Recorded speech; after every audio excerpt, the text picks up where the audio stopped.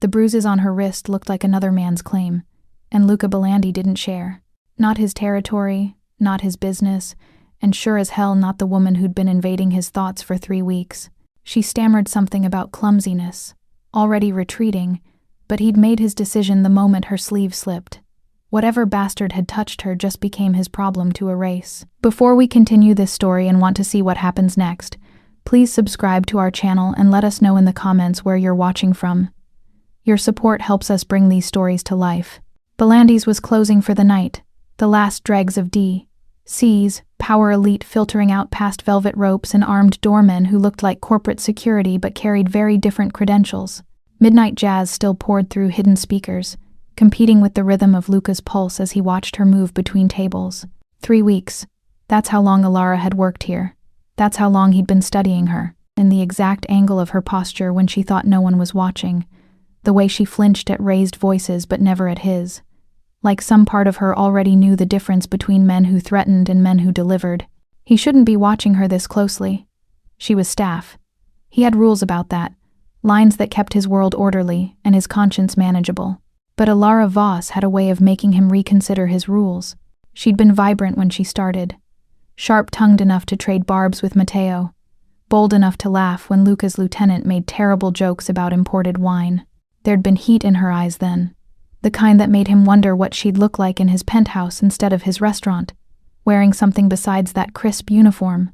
That heat had been smothered recently, snuffed out by something that made her shoulders curve inward and her sleeves stretch past her knuckles, despite the kitchen warmth. Luca tracked her approach to his table now, noting details his men missed while they argued about tomorrow's shipment. The way she gripped the wine bottle too tightly, how her breathing went shallow when she got within 6 feet of him. The deliberate angle of her wrists, hidden and protected. Your wine, Mr. Belandi. Her voice had gone soft, stripped of the music it carried 3 weeks ago. He wanted that music back, wanted to know what stole it. She reached across to pour, and physics betrayed her careful armor. The bottle's weight shifted, her grip adjusted, and her right sleeve surrendered 2 inches of pale skin. Luca went absolutely still. Purple-black bruises circled her wrist like a grotesque bracelet. 4 distinct marks where fingers had dug deep, possessive and cruel. A thumb's shadow on the opposite side, completing someone else's handprint on her body. Something primitive and territorial clawed up his throat. Alara's eyes met his, saw exactly where he was looking, and her face drained white. She yanked the sleeve down fast enough to slosh wine across the table. I'm sorry. I'll get a cloth. Don't. 1 word, quiet as a blade. Sit down. Mr. Belandi, I should really. I wasn't asking, Dolce. The endearment slipped out before he could stop it. Low and possessive and entirely inappropriate for an employer addressing staff. Her sharp intake of breath said she caught it too. Caught the shift in his tone from professional to something far more dangerous. She sat, not because she wanted to, but because that tone didn't leave room for refusal. Smart girl. Around them, the restaurant's white noise continued. His men's laughter, glasses clinking, Senator Rhodes signing his check at table 4. Normal sounds in an abnormal moment. Luca leaned forward, invading her space deliberately. Close enough to see her pupils dilate, to watch her pulse jump in her throat. Close enough that she'd feel the weight of his full attention like a physical thing. Show me the other one. It's nothing. I fell. You didn't fall. His voice dropped lower, intimate as a confession. Someone grabbed you. Hard. Multiple times. Judging by the colors.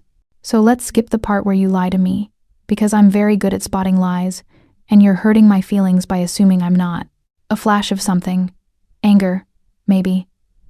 Cut through her fear. There. That's what he wanted. The fire she'd been smothering. My feelings aren't your business, Mr. Belandi. They are when they involve my waitress showing up to work looking like someone's punching bag. He paused. Let the words land. They especially are when I've spent 3 weeks thinking about what you'd look like in my bed instead of my restaurant, and now I'm wondering if I need to kill someone first.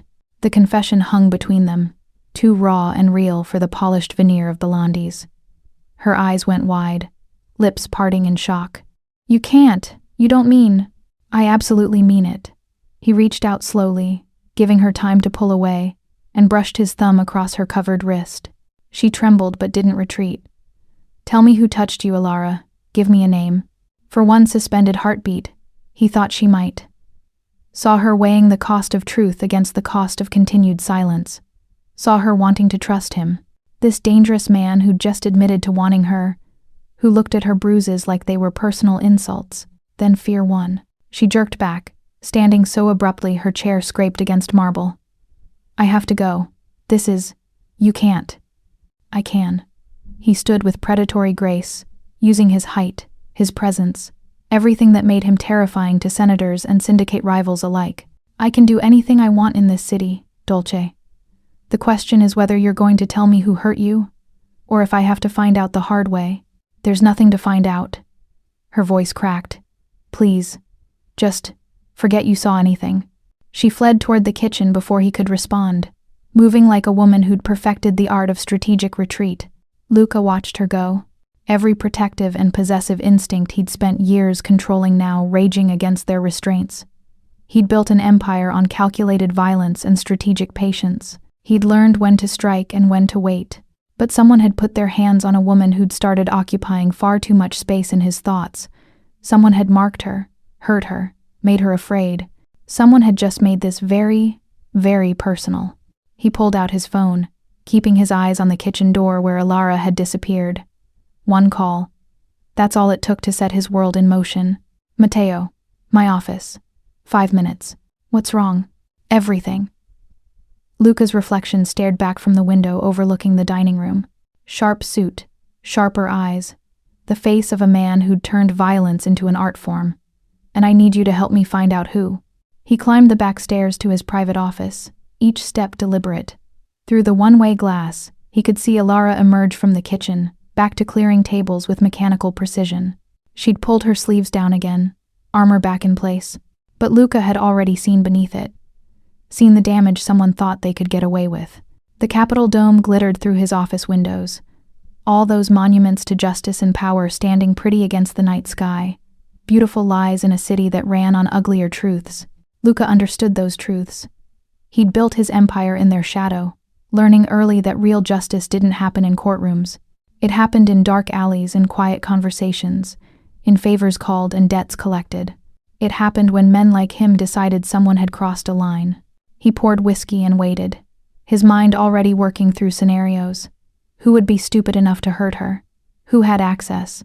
Who thought they were untouchable enough to leave marks? 3 minutes later, Matteo entered without knocking, reading the temperature of Luca's silence like the trained soldier he was. "Boss?" Luca turned from the window, his decision already made. The wanting could wait, the protection couldn't. "Alara Voss. I need everything. Where she lives, where she goes, who she talks to." He paused, his voice dropping to something cold and absolute. "And I need to know who thinks they can put their hands on someone I've decided belongs to me now." Matteo didn't sleep. When Luca Belandi said he needed something, you delivered it before he had to ask twice. By 4:47 a.m., he was climbing the private stairs to Luca's office with a manila folder that felt heavier than it should. The lights were still on. Of course they were. Luca stood at the window overlooking the sleeping city, whiskey glass dangling from his fingers, untouched. He'd changed from his dinner suit into dark slacks and a rolled-sleeve shirt. His thinking uniform, Matteo called it. The outfit he wore when someone was about to have a very bad day. "Tell me you found something." Luca didn't turn around. Matteo dropped the folder on the desk with deliberate weight. "You're not going to like it. I already don't like that someone put their hands on her. Show me how much worse it gets."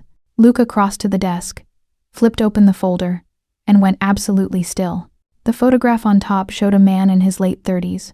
Sharp jawline, sandy hair styled with expensive precision, cold blue eyes that probably photographed well for campaign posters. He wore a tailored suit and an American flag pin, standing at a podium with the Department of Justice seal behind him. Beneath the photo, a name in Matteo's blocky handwriting, Adrian Vale, Federal Prosecutor, DOJ Criminal Division. Jesus Christ. The words came out quiet. Deadly. It gets worse. Matteo flipped to the next page. He's not just any prosecutor. He's the golden boy leading the organized crime task force. 3 high-profile convictions in 2 years. The Attorney General's favorite success story. And he's investigating us. Luca's voice had gone flat, emotionless. The tone that meant he was 3 steps ahead, and none of them ended well for someone. Has been for 6 months. He's the one pushing for the dock surveillance warrants. The reason we've had to reroute shipments through Baltimore. Mateo paused. He's also got friends. Senator Rhodes, Deputy AG Morrison, half the federal bench, the man's untouchable boss. Luca studied the photograph like he was memorizing every angle for future reference. Adrian Vale smiled at the camera with the practiced ease of someone who'd never faced real consequences, someone who believed his position made him invincible, someone who'd never met Luca Belandi. Keep going. Mateo pulled out more photographs. These were different. Surveillance shots, grainy and hurried. Vale and Alara, outside a Georgetown townhouse. Her hand in his, both smiling. Another at a charity gala, her in an emerald dress that probably cost a month of her current salary, him with his arm around her waist, possessive, proprietary. The next photo made Luca's jaw tighten. Same townhouse, different day. Alara walking to a car, sunglasses covering half her face, but the angle caught what she couldn't hide, a shadow along her cheekbone that makeup couldn't quite erase. When was this taken? 4 months ago. My contact says they were together for almost 2 years. She worked as his legal aide. That's how they met. Smart, ambitious. Exactly the kind of woman he'd want on his arm for the political optics. Mateo's voice went harder. She moved in with him about a year ago. Neighbors reported hearing arguments. Loud ones. But nobody called the cops. Because he is the cops. Luca's thumb brushed across Alara's face in the photograph. An unexpected gentleness in the gesture.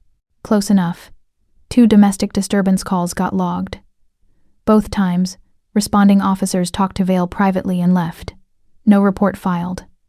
Mateo pulled out another document. She tried to leave 3 months ago. Filed for a restraining order. But Vale showed up to the hearing with Marcus Grayson. Luca's eyes snapped up. The deputy chief's personal lawyer. The same. They argued she had no evidence of abuse, that she was an unstable ex trying to damage his career. The judge denied the order. Mateo's expression was grim. She escaped 2 months ago. Moved in with her sister in Pilsen, got the job at Belandi's through a referral. She's been trying to disappear. He's been looking for her. It wasn't a question. Can't prove it yet. But I pulled traffic cam footage near her sister's building. Vale's car, a black Audi registered to the DOJ motor pool, has appeared on that block 6 times in the past month. Always between 2 and 4 a.m. He's hunting her. Luca flipped through the rest of the file in silence. Financial records showing Vale's connections to the deputy AG. Photos of him at fundraisers with senators and judges. A news article about his latest conviction, calling him Washington's rising star in the fight against organized crime. The irony tasted like blood. So let me understand this correctly. Luca's voice was conversational, pleasant even. Mateo knew that tone. It meant someone was about to die, slowly. The federal prosecutor trying to put me in prison is the same man who's been beating a woman half his size. The golden boy of justice gets off on putting his hands on someone who can't fight back, and everyone protecting him is the same system that's supposed to stop men like me. That's about the size of it. Poetic. Luca closed the folder with careful precision. How many people know she's working here? The sister. Maybe a few friends. But she's been keeping a low profile. Vale probably doesn't know yet. We vet our staff carefully, and she used her maiden name on the application. Lopez, not Vale. She kept his name? Something dark flickered across Luca's face. They never married, but she was under his roof long enough that people associated her with him. That's part of why she's scared. His reputation protects him. If she talks, she's the bitter ex. If she stays silent, Mateo trailed off. She stays broken. Luca turned back to the window, watching the first pale fingers of dawn creep across the Potomac. And he keeps hurting her until he either kills her or she stops being interesting. Boss, Mateo's voice carried a warning. I know what you're thinking. But touching a federal prosecutor, especially this prosecutor, that's a declaration of war.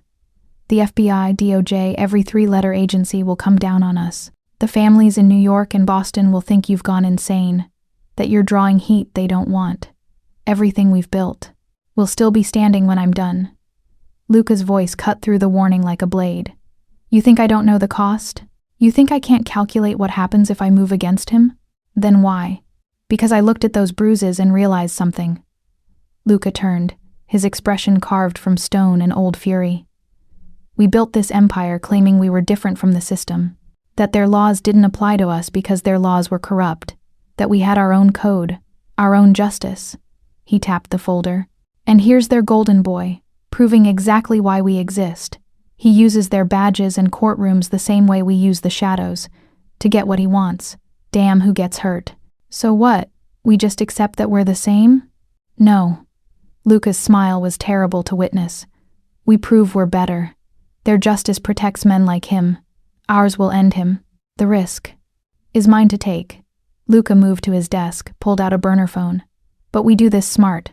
No direct action. No bodies that lead back to us. We use what they worship against them. Reputation, evidence, public opinion. He paused. Here's what's going to happen. I want surveillance on Vale. Everywhere he goes, everyone he talks to, every digital footprint. I want to know his schedule better than his secretary does. And I want to find every piece of dirt he's buried. Men like him always have secrets. And Alara? Luca paused, his jaw working. Put a protective detail on her. Discreet. She doesn't know they're there. If Vale gets within 100 yards of her, I want to know immediately. You're claiming her. It wasn't a question. Matteo had seen this before. Luca deciding something was his to protect. Once that decision was made, God help anyone who got in his way. I claimed her the moment I saw those bruises. Luca's voice was quiet, absolute. Vale just doesn't know he's already lost yet. Matteo studied his boss.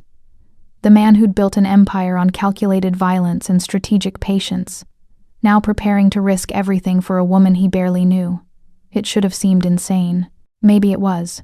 But Matteo had learned years ago that Luca Belandi didn't make reckless decisions. He made decisions that looked reckless until you were standing in the aftermath, realizing he'd been 5 moves ahead the entire time. What if she doesn't want your protection? What if she runs? Luca's expression softened fractionally, something almost human flickering beneath the cold exterior. Then I'll make sure she has somewhere safe to run to. But she's not going back to him, not while I'm breathing. Even if it costs you everything? Matteo. Luca's eyes were dark, fathomless, filled with the kind of conviction that built empires and burned cities. Men like Vale, they rely on good people being too afraid to challenge them. They rely on systems protecting them, on victims being too broken to fight back. They rely on men like me deciding they're not worth the trouble. He picked up the photograph of Alara, the one where she was still smiling, still whole. But he made a mistake. He hurt someone I've decided is mine, and I don't care if he's got the entire Justice Department behind him. I will teach him what happens when you mistake my restraint for weakness. Outside, the sun crested the horizon, painting the Capitol dome in gold. A new day in a city built on pretty lies and ugly power. Inside Luca Belandi's office, a different kind of power was stirring, the kind that didn't need badges or courtrooms, the kind that remembered what justice looked like before it got civilized. Get me everything, Luca said quietly. But Matteo, we do this carefully. Isabella needs 48 hours minimum to crack his security properly. We can't rush this and leave traces. Vale's smart. He'll be looking for who's investigating him. Understood. What about the protective detail on Alara? Our best people. Rotate them every 8 hours so they stay sharp. And Matteo. Luca's voice went harder. I want surveillance cameras in every approach to her sister's building. If Vale shows up again, I want footage. We're building a case against him, not just watching. Matteo nodded, heading for the door. He paused at the threshold. For what it's worth, boss. She's lucky you noticed. Luca stared at Alara's photograph, his thumb brushing across her captured smile. No, he said softly. Vale's the lucky one. Because if I'd found out about this after he'd killed her, there wouldn't be enough of him left to prosecute. The door closed. Luca stood alone with the dawn and his decision, holding the image of a woman who didn't know yet that the most dangerous man in Washington had just decided she was worth starting a war over. Adrian Vale's days of being untouchable had just ended. He simply didn't know it yet. Alara was 20 minutes late, and everyone noticed. The kitchen staff exchanged glances when she stumbled through the back entrance at 5:47 p.m., her carefully constructed composure cracking at the edges. Her hair was pulled back too tight, the severe kind of styling that women adopted when they wanted to disappear. Dark circles shadowed her eyes despite the makeup she'd clearly applied with shaking hands. From his office balcony overlooking the dining room, Luca tracked her movement through the pre-shift preparations. She flinched when the sous chef dropped a pan, jumped when another server touched her shoulder in greeting. Her hands trembled as she tied her apron, fingers fumbling the knot 3 times before getting it right. Something had changed since last night. Something had made her afraid to come to work. "She's breaking," Matteo said quietly, appearing beside Luca at the glass barrier. "Whatever Vale's doing, he's escalating." "Has he been near the building?" "Not directly. But there were 3 hang-up calls to the sisters' landline this morning, all from blocked numbers." Matteo pulled out his phone, showing Luca the surveillance logs. Rosa answered the first 2. The third time, Alara answered. Whoever was on the line didn't say anything, but she went white as a sheet. Luca's hands curled into fists.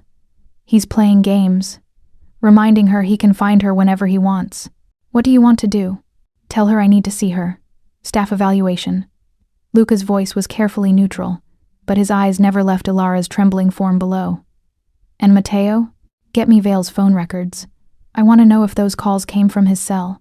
5 minutes later, Alara appeared in his doorway like a deer scenting wolves. Her eyes darted around the office, cataloging exits, measuring distances. Survival instincts honed by someone who'd learned to calculate escape routes. "Mr. Belandi, Matteo said you wanted to see me?" "Close the door, Alara." She hesitated, her knuckles white on the doorframe. For a moment he thought she might bolt. Then her shoulders squared with that stubborn pride he'd glimpsed before, and she stepped inside, shutting the door with deliberate softness. "Sit." He gestured to the leather chair across from his desk. "If this is about last night, sit down." She sat, perched on the edge like she might need to run at any second.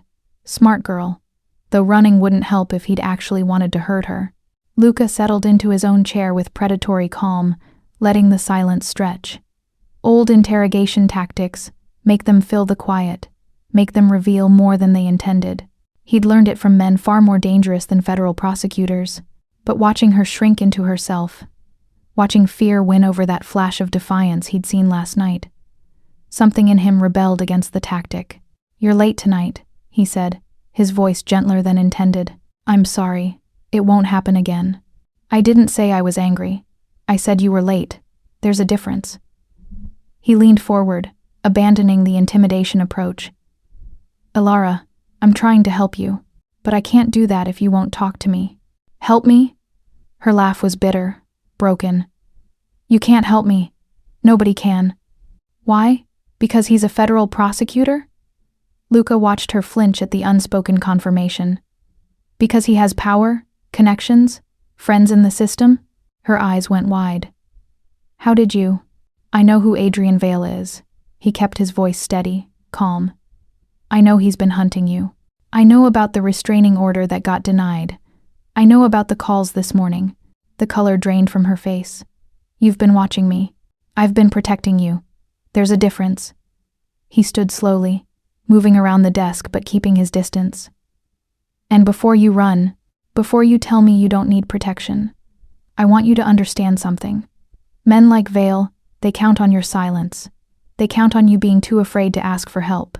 They count on women like you believing you're alone. I am alone." Her voice cracked. "Adrian made sure of that.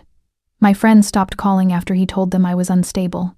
My family thinks I'm dramatic. The judge looked at his credentials and my bruises and decided I was lying." She stood abruptly. "So yes, Mr. Belandi, I'm alone, and I've learned that asking for help just makes things worse." "What did he say?" Luca asked quietly. "On the phone this morning. What did Vale say to you?" Alara's breath hitched. "He didn't say anything. He just breathed. But I knew it was him. I always know." Her arms wrapped around herself. "It means he's close. It means he's found me again. It means I have maybe a week before he shows up and—" She stopped, but Luca heard what she didn't say. "Before he shows up and takes me back. Before he shows up and kills me." before he shows up and makes me disappear. That's not going to happen. You can't promise that. I can. And I am. Luca took one step closer. Just one. You came to work here for a reason, Alara. You chose Belandi's out of every restaurant in DC. Some part of you knew what I am, knew what I'm capable of. You picked the one place in this city where a man like Vale should be afraid to follow you. She stared at him, tears streaming down her face now. I didn't know who you were when I applied. Rosa said it was safe here, that the owner protected his staff. She was right. Another step. I do protect my staff, especially when they're being hunted by men who think badges make them untouchable. He'll destroy you. Her voice was barely a whisper. He's already investigating your organization. If you help me, if he finds out, he'll use it as justification to what, come after me? Luca's smile was sharp, dangerous. He's already coming after me, Dolce. The difference is, I'm coming for him too. And I'm much better at this than he is. You don't understand what he's capable of. I understand perfectly. He's a predator who's never faced consequences because the system protects him. He's used to victims being too scared to fight back, too isolated to ask for help. Luca was close enough now to see the gold flecks in her terrified eyes. But you're not isolated anymore. And I don't scare easily. Why? The question was desperate, broken. Why are you doing this? You don't even know me.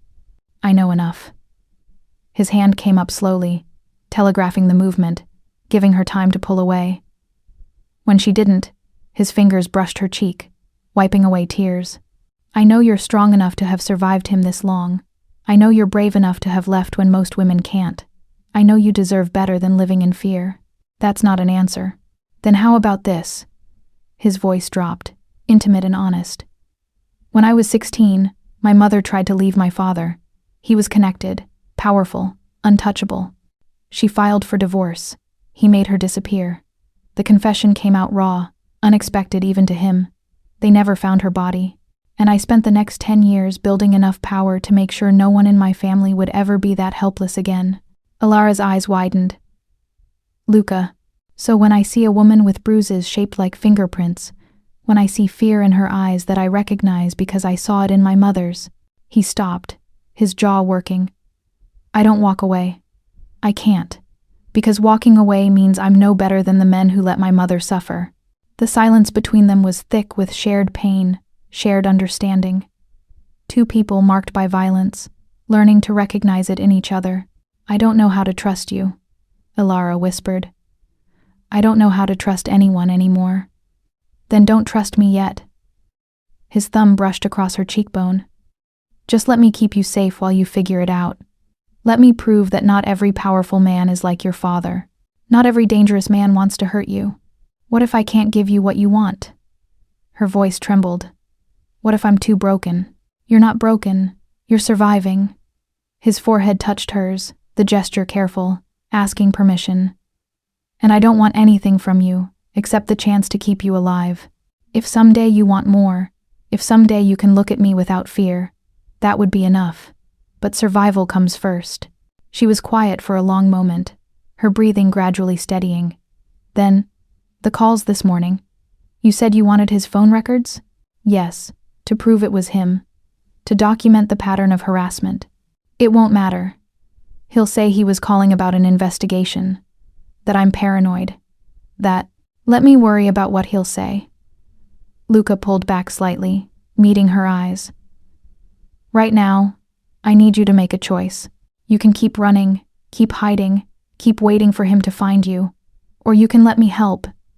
Really help. No strings, no expectations.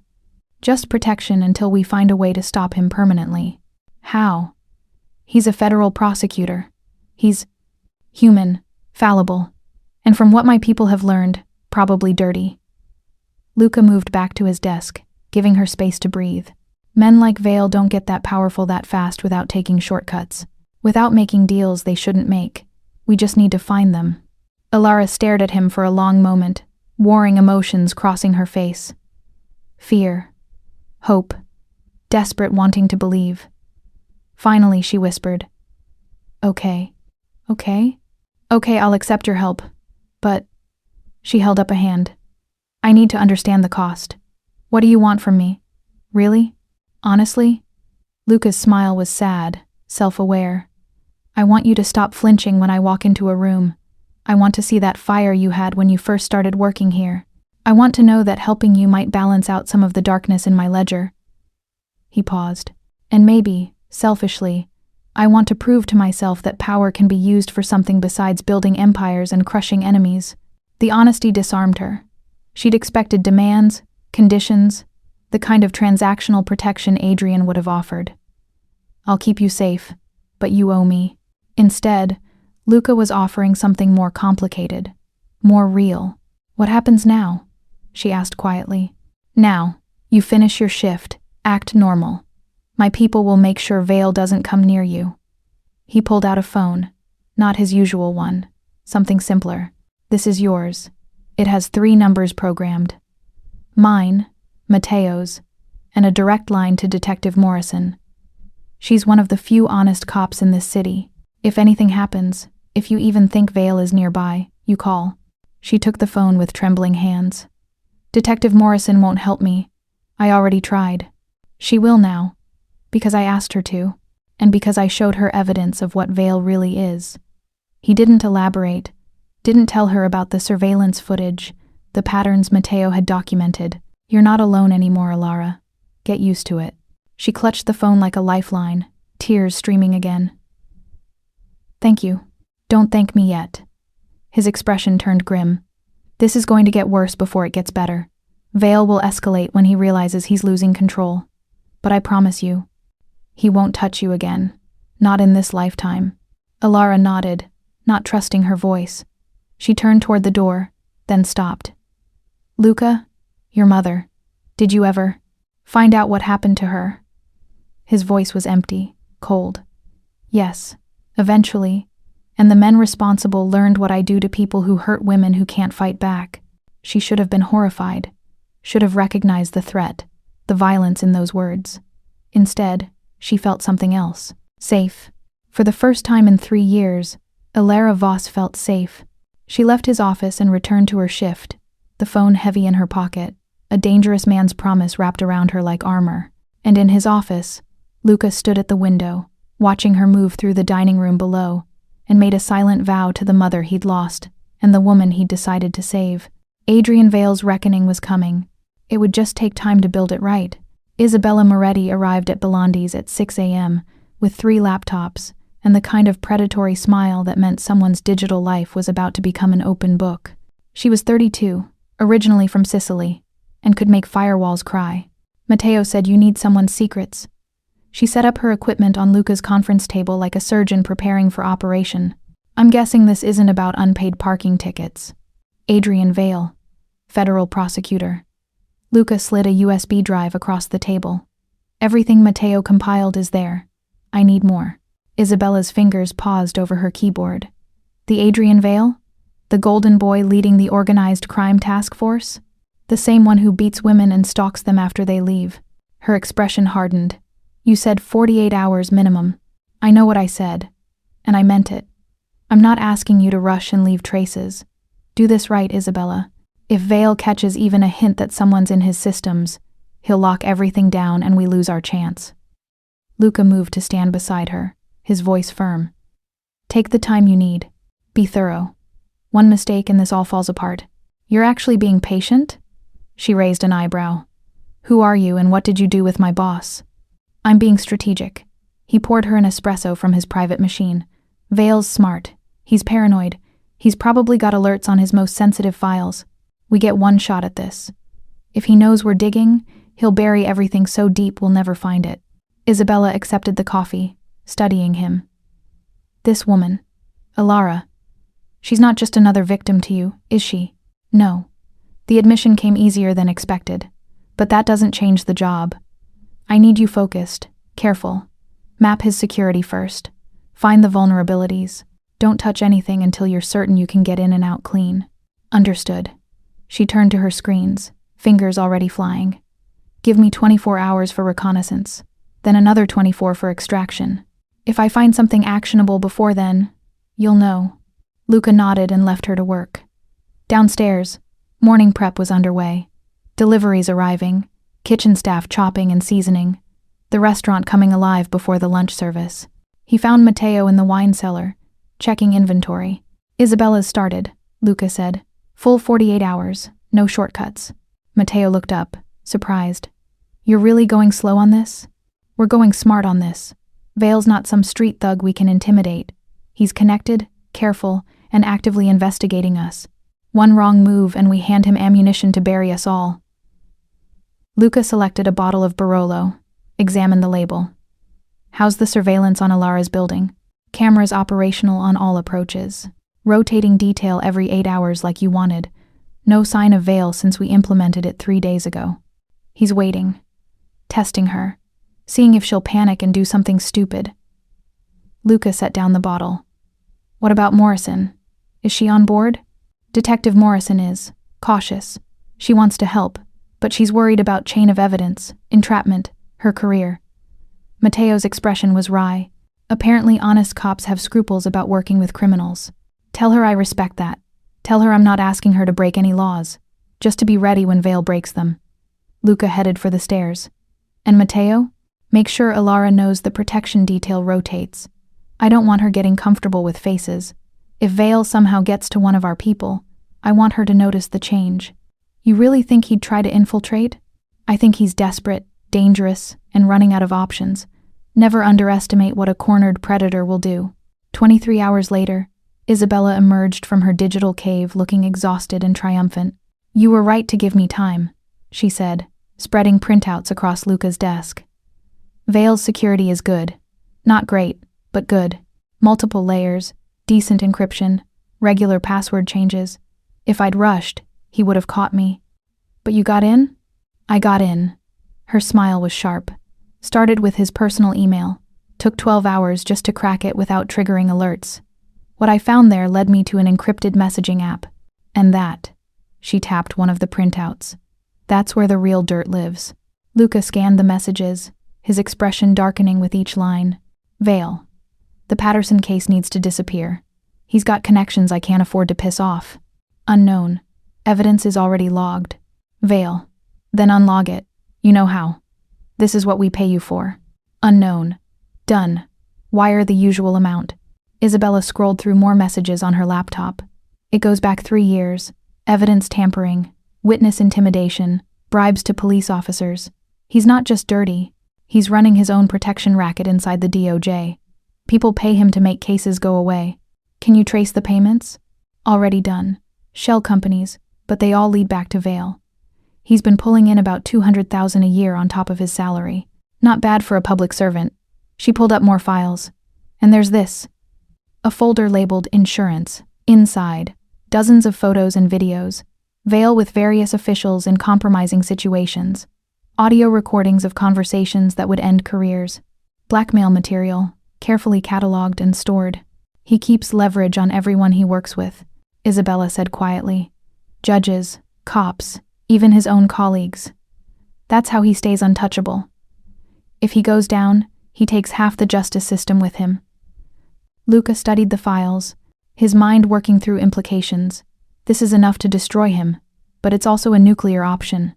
If we release everything at once, Vale might panic and come after Alara directly. So what do you want to do? We build a case, slowly, like prosecutors are supposed to. His smile was ironic. Start with the financial irregularities. Leak them to someone who'll investigate properly. Let the system start questioning him before we hit him with the heavier accusations. You want to use the law against him? Matteo had entered quietly, listening. Boss, that could take months. Years even. Which is why we won't rely on it completely. Luca turned to Isabella. Can you create a dead man's switch?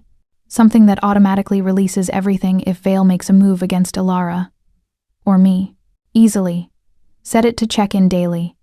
If you miss the check-in, everything goes to every news outlet in the country simultaneously.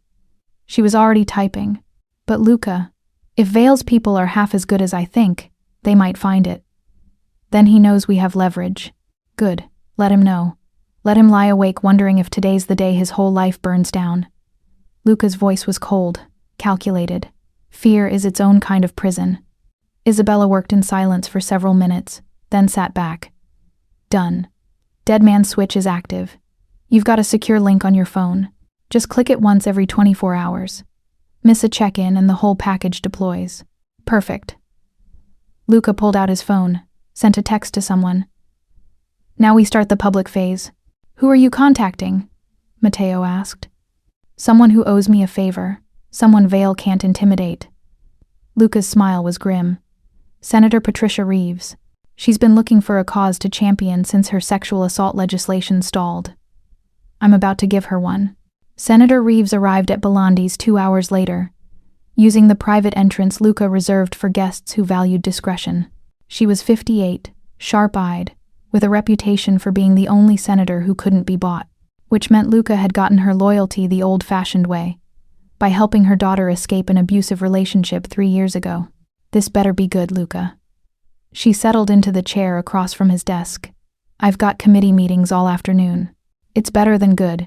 It's your next headline. He slid a folder across to her. Carefully curated excerpts from Isabella's findings. Adrian Vale, federal prosecutor, rising star, and completely corrupt. Patricia spent 10 minutes reading in silence, her expression growing darker. Finally, where did you get this? Does it matter? It matters if you expect me to use it. Chain of custody, legal disclosure, source credibility, all of which will be handled by someone you trust. Luca pulled out his phone, dialed a number on speaker. Detective Morrison.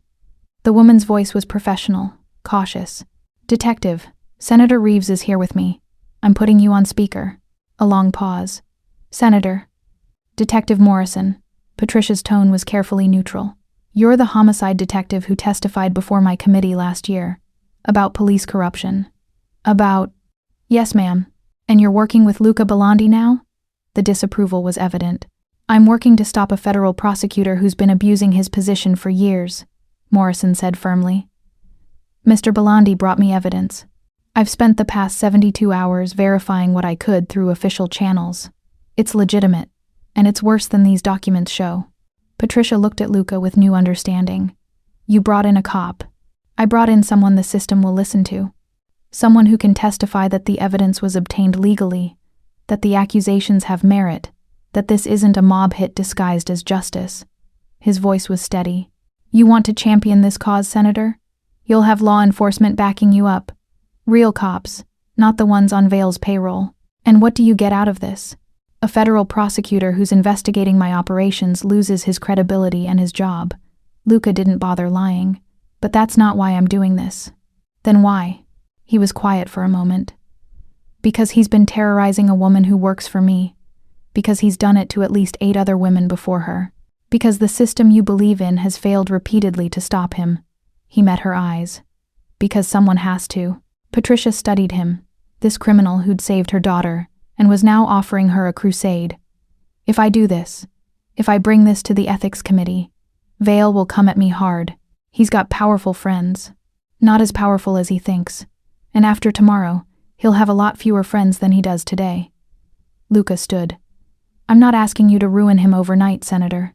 I'm asking you to start asking questions. Publicly, loudly. Let the system do what it's supposed to do. Investigate, hold hearings, demand accountability. While you do what, exactly? Keep the woman he's hunting safe. Make sure he's too busy defending himself to go after her. He paused. And yes, if the legal system fails again, I have other options. But I'm giving law and order the first shot. That's more restraint than men like me usually show. Patricia laughed, sharp and surprised. You're a complicated man, Luca Belandi. I'm a simple man who learned early that power is useless if you only use it to get more power. He moved to the window. Vale forgot that lesson. He used his power to hurt people weaker than him. Now he gets to learn what happens when someone with real power decides to hurt back. All right. Patricia stood, gathering the documents. I'll start with the ethics committee. Quiet inquiries, nothing official yet. If what's here holds up, and Detective Morrison says it will, we'll go public within a week. 1 week is too long, Luca said quietly. Vale's escalating. He's calling Alara, circling her building. I don't know how much time we have before he makes a move. Then what do you suggest?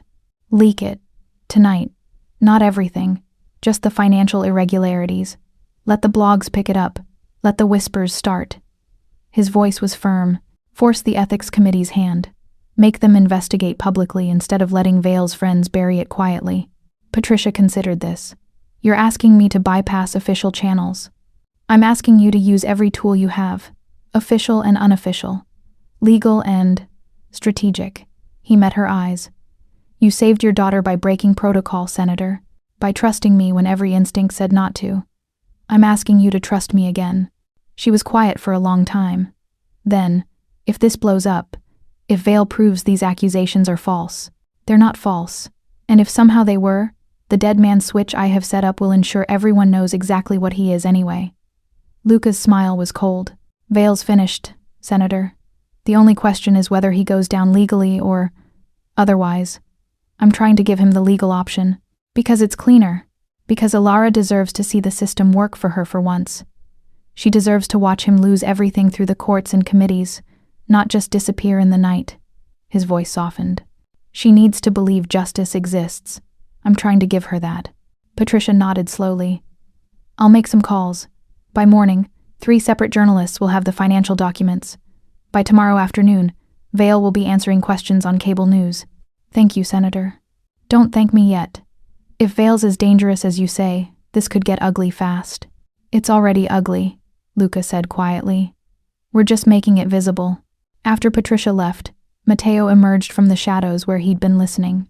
You really think the legal route will work? He asked. No. Luca's voice was honest, brutal. But I'm giving it a chance. For Alara, for her faith in the system, and maybe for myself, to prove I'm still capable of choosing law over violence when the option exists. And when it fails? Then we do what we've always done.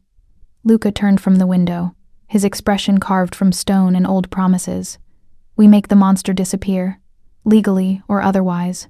Downstairs, Alara was setting up for dinner service, unaware that across the city, the first domino was about to fall, that by morning, Adrian Vale's perfect life would start cracking, that the man she feared most was about to become afraid himself. And in his Georgetown townhouse, Adrian Vale poured his nightly scotch, reviewed case files, and had no idea that his victims had found a champion, that his crimes were being catalogued, that his empire was already crumbling. He'd learn soon enough. The first article appeared on the Marble Steps blog at 11:47 p.m. Questions surround federal prosecutors' finances. Adrian Vale's offshore accounts draw scrutiny. The post was carefully worded. No direct accusations, just pointed questions about unexplained income, unusual financial patterns, and offshore accounts that seemed inconsistent with a government salary. It included enough documentation to be credible, enough gaps to invite investigation. By 6 a.m., 3 major news outlets had picked it up. By 8 a.m., the Washington Post was running a front-page story. By 10 a.m., cable news had Adrian Vale standing outside the DOJ building, surrounded by reporters, his practiced smile looking significantly more strained. These allegations are baseless, Vale said, his voice steady despite the sweat beading at his temples. I welcome any investigation into my finances. I have nothing to hide. But his eyes told a different story. Cold calculation mixed with the first whisper of fear. From Belandi's, Luca watched the press conference on his office screen, Isabella and Matteo flanking him. He's rattled, Isabella observed. See how he keeps touching his tie? That's his tell. He does it when he's lying. Good. Luca's voice was emotionless. Let him be rattled. Let him wonder who leaked it, how much more we have, whether his whole life is about to implode. Boss, we just made an enemy of a federal prosecutor, Matteo said quietly. Even if we destroy his career, he's still got the resources to come after us. After Alara. Which is why we don't stop. Luca turned from the screen. Isabella, how quickly can you package the next batch? The evidence tampering files. I can have them ready in 6 hours. But Luca, if we drop them this fast, Vale will know someone's orchestrating this. He'll go into full defense mode. Let him. The faster we move, the less time he has to prepare counterattacks. Luca pulled out his phone, checked the dead man's switch status. Active. And if he's busy defending himself, he's not hunting Alara. His phone buzzed. Detective Morrison. Belandi, I need to talk to you about the leak. I'm listening. Half the DOJ is in crisis mode. The FBI's opening a preliminary inquiry. Internal Affairs is demanding Vale turn over financial records. A pause. You kicked a hornet's nest. That was the plan. Yeah, well, hornets sting back. I've been warned, unofficially, to stay away from this case. Apparently Vale's making calls, reminding people of favors owed. Morrison's voice hardened. But he made a mistake. He called Deputy Commissioner Hayes, reminded him how Vale helped bury Hayes's son's DUI. Hayes is the one who warned me. And he's pissed. Said he's tired of Vale treating the department like his personal favor bank. Luca smiled coldly. Then Hayes might want to know about the other favors Vale's collected. The insurance files showing him blackmailing half the brass. You have that? Morrison's voice was sharp. That's evidence of systematic corruption. Yes. And it's documented, dated, cross-referenced. He glanced at Isabella, who nodded. How many honest cops do you trust, Detective? Ones who wouldn't warn Vale? A long pause. Maybe 10. Maybe. That's enough. Get me a list. Isabella will send them packages tonight, anonymously. Let them see what their golden boy prosecutor really is. Let them decide if they want to keep protecting him. This is getting big, Belandi. Bigger than one abusive prosecutor. You're talking about exposing corruption throughout the DOJ and police department. Yes. His voice was flat, final. And maybe that's what needs to happen. Maybe Vale isn't an aberration. Maybe he's a symptom. Maybe the whole system is infected and needs burning down. That's not justice. That's chaos. Detective, I've spent 20 years watching your system fail. Watching it protect men like Vale while their victims suffer in silence. Watching good cops get outnumbered by corrupt ones. Luca's voice went hard. So forgive me if I don't trust the system to fix itself. This is me giving it one chance. Burn out the infection or watch it spread. Morrison was quiet. Then, send me the files. I'll distribute them. But Belandi, if this goes sideways, if innocent people get hurt because of the chaos you're creating, then I'll own it. But right now, innocent people are getting hurt because the system is broken. I'm just making it visible. He ended the call. Isabella was already preparing encrypted packages, dividing the blackmail material among the 10 names Morrison would provide. This is going to get messy, she said quietly. When those cops see evidence of their bosses taking bribes, their colleagues covering for criminals, some of them will go public. Others will try to bury it deeper. You're creating a war inside the police department. Good. Let them fight amongst themselves. Let the corrupt ones panic and make mistakes. Let the honest ones finally have ammunition to use. Luca moved to the window, watching the morning crowd filter into Belandi's for lunch. We've spent years staying hidden, buying the silence we needed to operate. Maybe it's time to stop hiding. Maybe it's time to show this city exactly what we are, and what they are. Matteo frowned. Boss, that's a fundamental shift in strategy. We've always operated on the principle of staying invisible, buying cooperation. Cooperation bought through fear and favors isn't cooperation. It's temporary silence. Luca turned, his expression hard. Vale taught me something. He bought his protection the same way we do, through leverage, through compromising people, through making himself indispensable. The difference is, he's a prosecutor and I'm a criminal. But the tactics? Identical. So what, we just start playing fair? Matteo's voice was incredulous. No, we start playing honest. Luca's smile was sharp. I'm done pretending I'm worse than them. I break the law to make money. Vale breaks the law to hurt people. I'm a criminal. He's a monster. And I'm tired of letting monsters wear badges, while men like me take the blame. Isabella looked up from her laptops. So this isn't just about saving Alara anymore. It was never just about Alara. Luca's voice was quiet, honest. It was about what she represents. About a system so broken that a woman has to ask a criminal for protection from a prosecutor. About corruption so deep that honest cops can't function. About power being used to hurt instead of protect. He paused. Alara made me see it clearly, but the rot's been there all along. His phone buzzed again. This time, a text from the burner he'd given Alara. Alara, are you watching the news? Adrian's on every channel. Did you do this? He typed back, yes. 3 dots appeared, disappeared, appeared again. Finally, why? Because he needs to answer for what he did to you, and because the system won't make him answer unless we force it to. A long pause. Then, thank you. I'm scared, but thank you. Don't be scared. Be ready. This is just the beginning. By afternoon, the story had metastasized.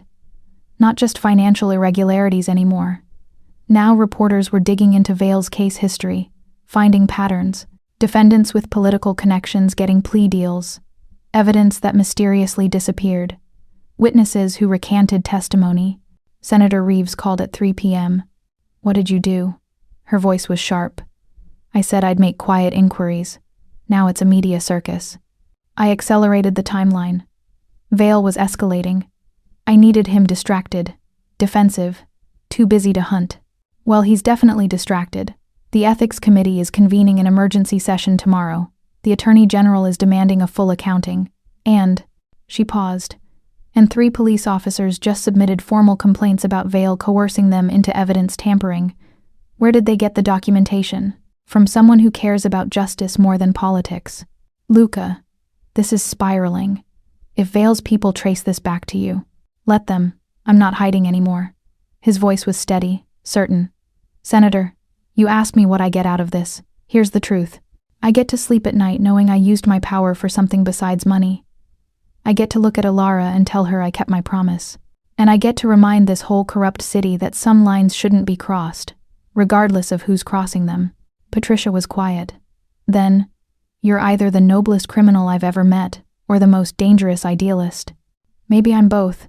Maybe you are. A soft laugh. The Ethics Committee meets at 10 a.m. tomorrow. I'll be asking very pointed questions about the complaints filed against Vale. His friends can't bury this anymore. It's too public. Thank you, Senator. Don't thank me. Just keep that woman safe. If Vale is as dangerous as you say, tomorrow's hearing will push him over the edge. Luca knew she was right. Cornered predators were unpredictable, vicious. Vale would either collapse under the pressure or lash out violently. He needed to be ready for both. That evening, Alara came to his office after her shift ended. She looked exhausted, frightened. But something else, too. Something like cautious hope. The whole restaurant is talking about it, she said, sitting across from him. About Adrian. About the investigation. No one knows she trailed off. No one will know unless you want them to. Luca poured her a glass of wine. Something gentle. A Pinot Grigio that wouldn't overwhelm. Your name stays protected. But people will figure it out eventually. When the other women come forward, when the pattern becomes clear. Her hands shook slightly. I'll have to testify, won't I? Not if you don't want to. We have enough documentation to destroy him without your testimony. But I want to. The words came out fierce, surprising them both. I want to stand in front of a judge and tell them what he did. I want him to see my face and know I'm not afraid anymore. Luca studied her. This woman who'd been terrorized for years, who'd fled and hidden and learned to disappear. Now she wanted to be visible, wanted to be heard. You're not the same person who walked into my restaurant 3 weeks ago. No. She met his eyes, steady despite the fear. Because 3 weeks ago, I thought I'd always be powerless. I thought men like Adrian just won.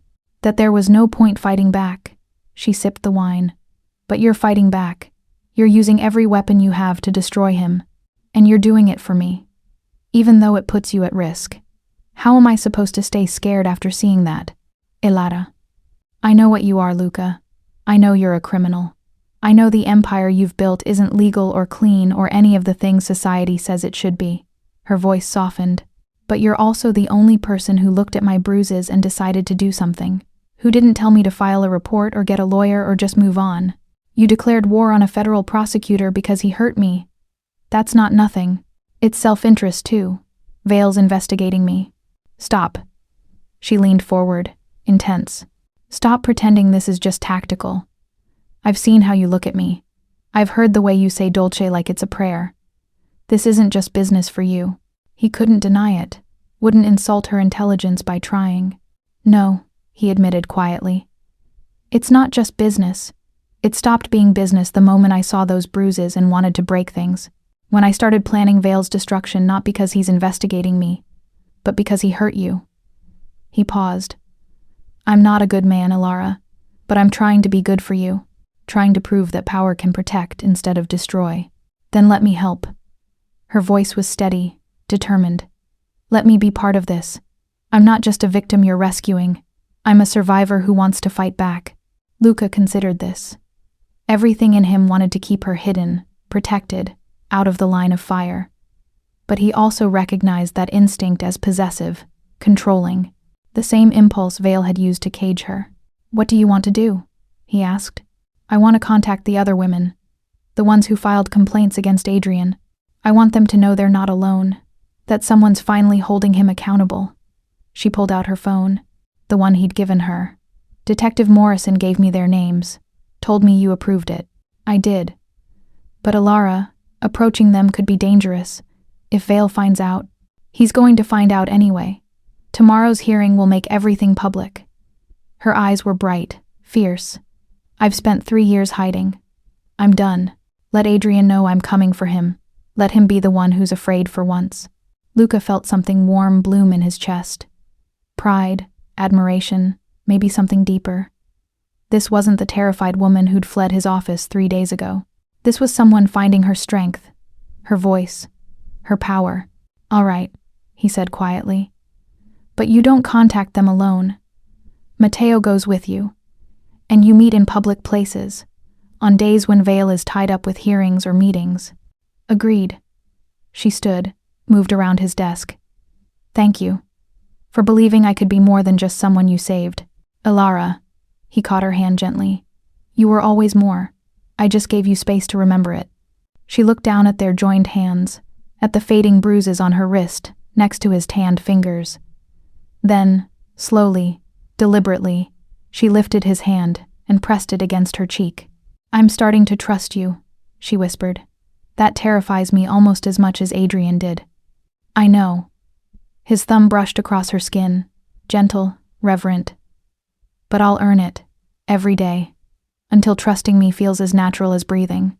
She left shortly after, and Luca sat in the darkness of his office, feeling the weight of responsibility settle across his shoulders. He'd promised to protect her, to give her justice, to prove that power could be used for good. Now he just had to deliver.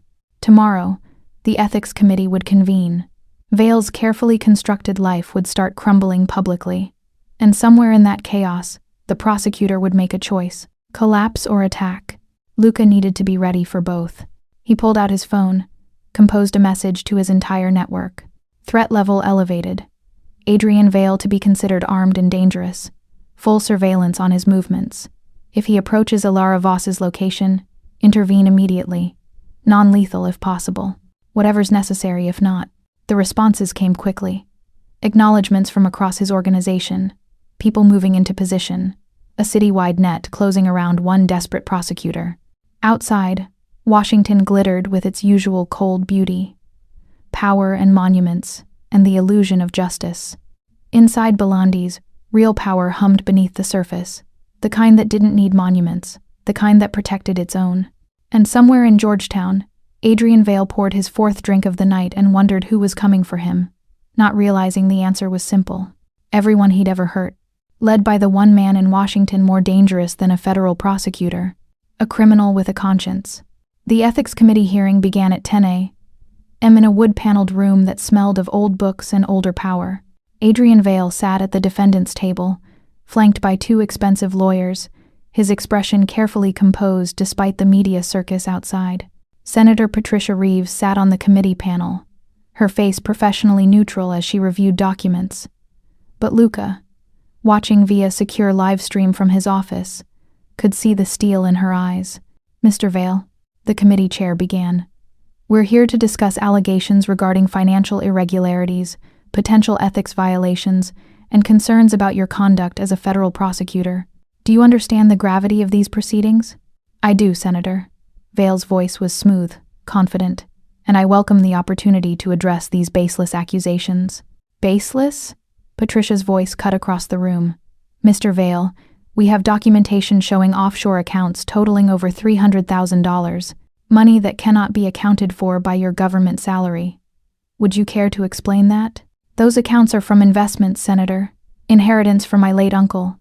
All perfectly legal and properly reported on my tax returns. Then you won't mind providing documentation proving that inheritance? Bank transfers, will execution, proof of provenance? Patricia's smile was razor sharp. Vale's lawyer leaned in, whispered urgently. Vale's face tightened fractionally. A tell so small, most people missed it. But Luca, who'd spent years reading people, caught it. He doesn't have the documentation. He's lying. I'll need time to gather those records, Vale said smoothly. They're stored with my accountant. Of course, we'll give you 48 hours.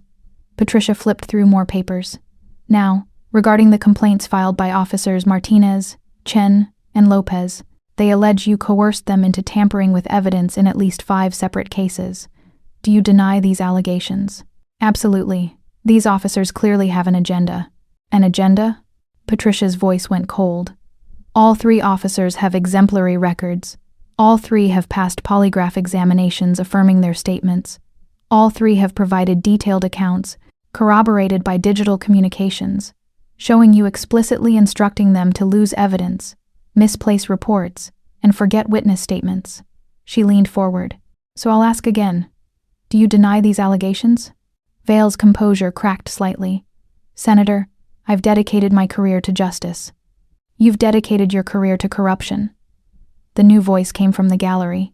A woman stood, mid-40s, professionally dressed, her face a mask of controlled fury. My name is Margaret Chen. I'm Officer Chen's wife, and I'm also one of the 8 women Adrian Vale assaulted over the past decade. The room exploded. Reporters surged forward. The committee chair banged his gavel, calling for order. Vale had gone white. From his office, Luca watched the chaos unfold, a cold smile on his face. Margaret Chen wasn't on his list of Vale's victims, which meant women were coming forward on their own now. The floodgates were opening. Order, order! The committee chair's gavel cracked like gunshots. Mrs. Chen, this is highly irregular. So, is a federal prosecutor using his position to abuse women for 10 years while everyone looks the other way? Margaret's voice carried across the room, steady despite her shaking hands. I tried to report him 8 years ago. The detective who took my statement told me it would be my word against a prosecutor's, that I'd be destroying my career for nothing. So I stayed silent. Her eyes locked on Vale. But I'm not silent anymore. None of us are. 2 more women stood, then 3 more. By the time security managed to restore order, 7 women were standing in the gallery, their presence a silent testimony to Vale's pattern of abuse. Patricia seized the moment. Mr. Chairman, I move that we expand this investigation to include allegations of assault, harassment, and abuse of power. These women deserve to be heard. Senator Reeves, that's outside the scope of... The scope just changed. Patricia's voice was hard as iron. We're either going to investigate all of Adrian Vale's conduct, or I'm walking out of this hearing and holding my own press conference on the Capitol steps. Your choice. The chairman looked at Vale's ashen face, at the women standing in defiant silence, at the reporters already streaming footage to every news outlet in America. Motion passes. This hearing is adjourned until tomorrow at 10 a.m. Mr. Vale, you are ordered to surrender your badge and firearm pending the outcome of this investigation. Vale stood slowly, his carefully constructed world visibly crumbling. His lawyers flanked him, already whispering damage control strategies as they hustled him toward a side exit. But Margaret Chen's voice followed him. We're not afraid of you anymore, Adrian. We're not alone, and we're going to make sure everyone knows exactly what you are. Luca ended the stream and immediately called Mateo. Where's Alara? Safe house in Arlington. Rosa's with her. 4 guards outside. She's been watching the hearing. A pause. Boss, she wants to join them. The women who came forward. She wants to add her name to theirs. Absolutely not. Vale's cornered now. This is when he's most dangerous. I know. I told her that, she said. Mateo's voice carried reluctant admiration. She said she didn't survive 3 years of abuse just to hide while other women fight her battle. Luca closed his eyes, torn between protective fury and understanding. He'd seen that determination before, in his mother's eyes, right before she'd tried to leave his father. The need to stand up, to be counted, to prove you weren't broken. It had gotten his mother killed. Put her on, he said quietly. Rustling, then Alara's voice, firm despite underlying fear. Before you say no, I'm not saying no. I'm saying not yet. He kept his voice calm, reasonable. Vale just lost everything in front of the entire country. Right now, he's desperate, unpredictable. If he knows you're one of the women testifying, you become a target. I'm already a target, Luca. He's been hunting me for 2 months. Yes, but he's been hunting you quietly, trying to find you, control you, bring you back. Luca moved to his window, watching the city below. Now he's got nothing to lose. Prison is inevitable. His career is over. His reputation is destroyed. The only thing left is revenge. Silence. Then, so what do you want me to do? Hide forever? I want you to wait 48 hours. Let Vale show his hand. Let him make his move. His voice softened. And then, when we know where he is and what he's planning, you can come forward. You can testify. You can tell the whole world what he did to you, but on our terms, not his. You're asking me to be patient when other women are being brave. I'm asking you to be smart. Those women who came forward, they have husbands, families, support systems. You have me, Rosa. And people Vale would love to paint as criminals protecting you to discredit my investigation. The honesty was brutal. Your testimony will carry more weight if it comes after we've neutralized his ability to retaliate. She was quiet for a long moment. 48 hours? 48 hours. Then I'll personally escort you to Senator Reeves's office, and you can tell your story to the Ethics Committee, the FBI, and every reporter in Washington. He paused. I promise, Dolce. You'll be heard. But let's make sure you're alive to speak first. All right? Her voice was small, reluctant. 48 hours. But Luca? If Adrian comes for me before then, I'm not going quietly. I'm not letting him take me again. He won't get the chance. I have 20 people between him and you right now. He'd have to go through all of them to reach you. Would he? The question hung in the air. Would Adrian Vale, desperate and cornered, try to get to Alara even knowing it meant going through Luca's people? Would rage and possessiveness override survival instinct? I don't know, Luca admitted. But I'm prepared for the possibility. After ending the call, he turned to Isabella, who'd been monitoring Vale's communications from her laptop nest in the corner. Talk to me. What's Vale doing? Panicking. She pulled up intercepted emails. He's fired his legal team, the smart ones who were telling him to cooperate. Hired new lawyers, the aggressive kind who file frivolous motions and attack witnesses. She clicked through more screens. He's also made 17 calls to his uncle, the deputy chief. Looks like he's calling in every favor he has left. Can his uncle protect him at this point? Not legally. The Ethics Committee investigation is federal. The deputy chief has no jurisdiction. But Isabella's expression darkened.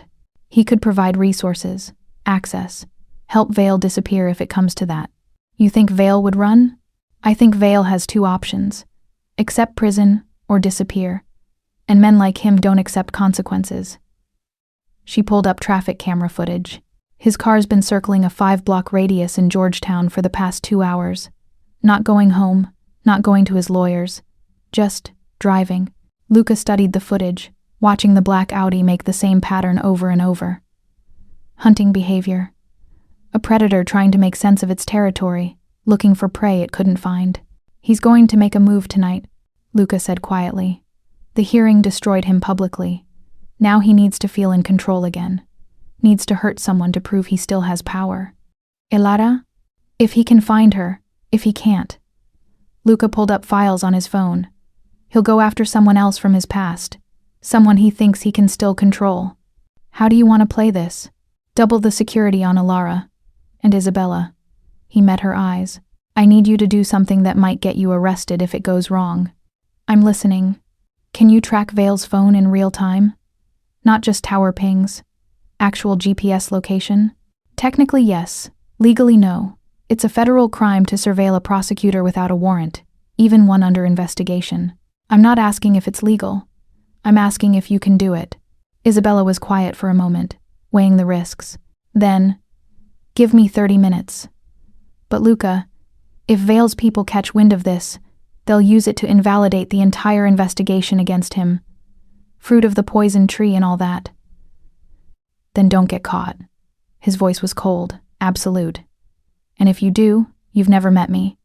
This was a personal crusade, Nothing to do with my organization. I'll make sure you have the best lawyers money can buy, but I can't be connected to this. Understood. She turned back to her laptops, fingers already flying. Mateo moved closer, voice low.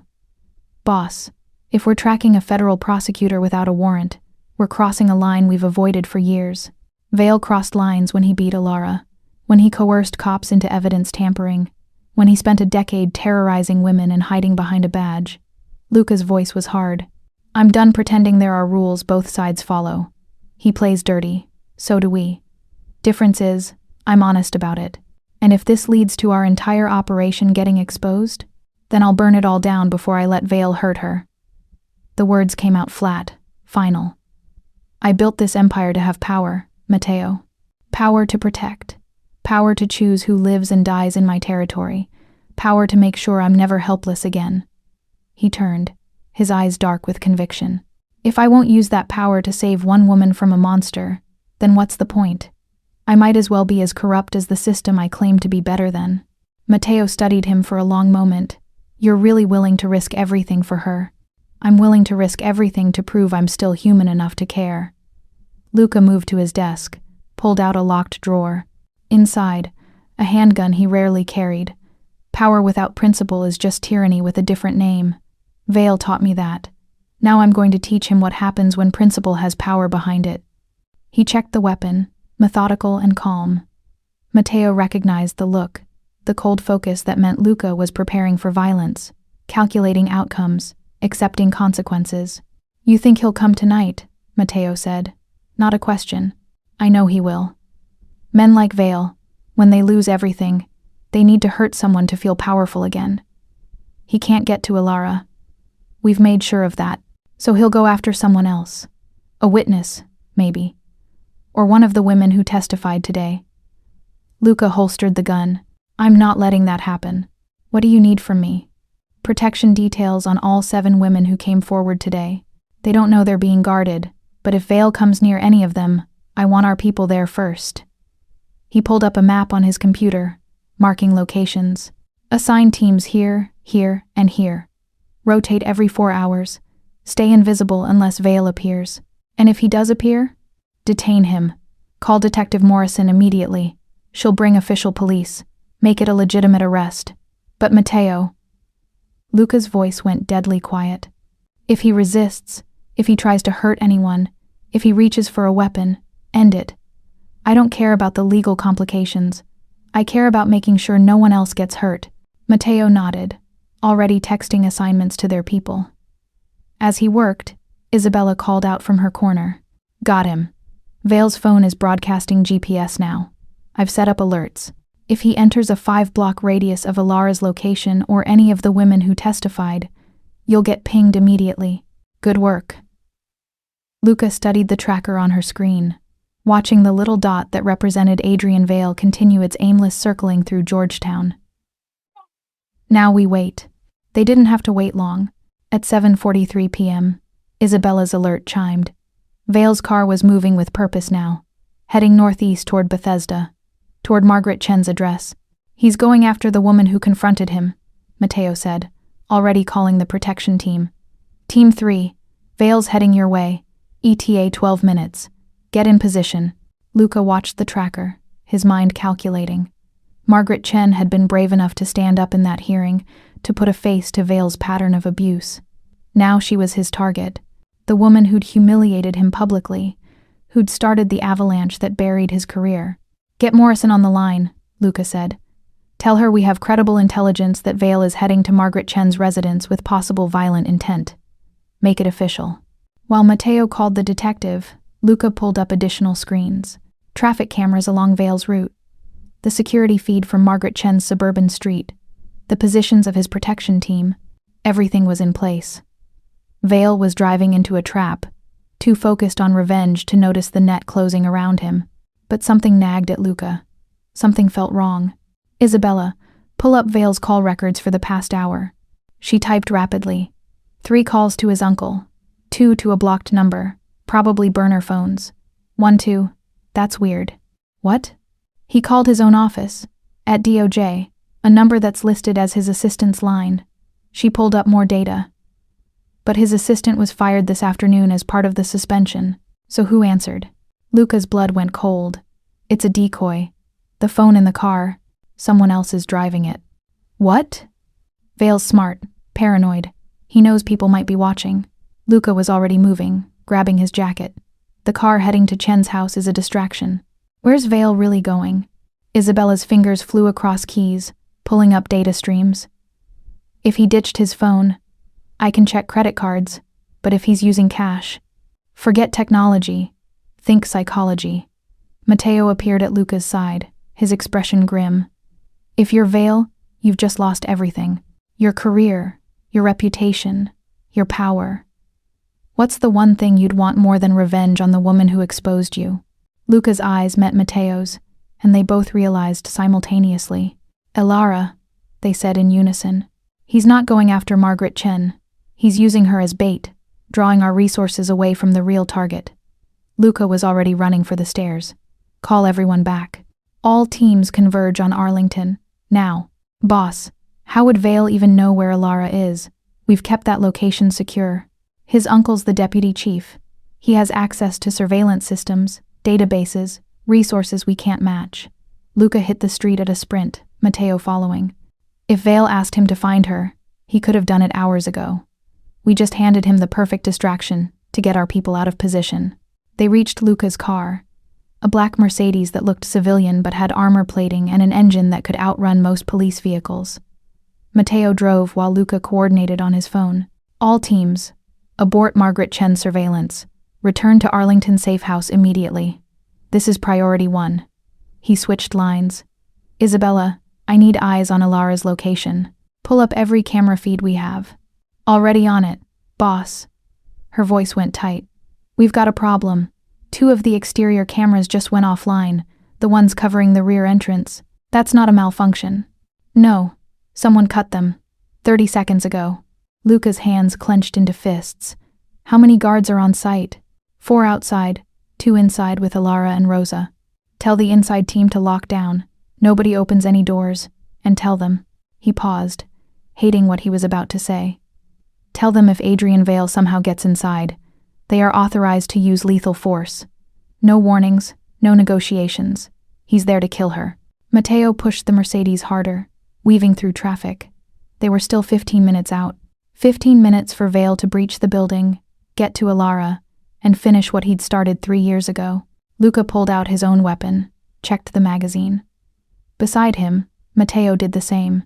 We're going to make it, Matteo said, though his voice carried doubt. We have to. Luca stared at the phone tracker showing their progress. Too slow. They were moving too slow. Because if we don't, if Vale gets to her before we arrive, he didn't finish the sentence. Didn't need to. They both knew what happened to women who stayed in Adrian Vale's reach too long. The Mercedes screamed through the night, racing against a desperate prosecutor's final play.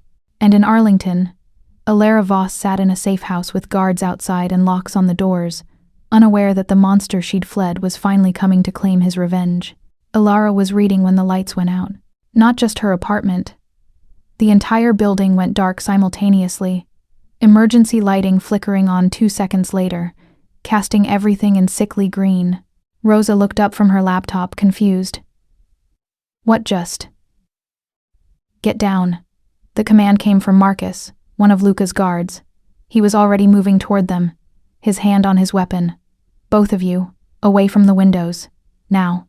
Elara's training from 3 years with Adrian kicked in. The hypervigilance, the constant awareness of danger.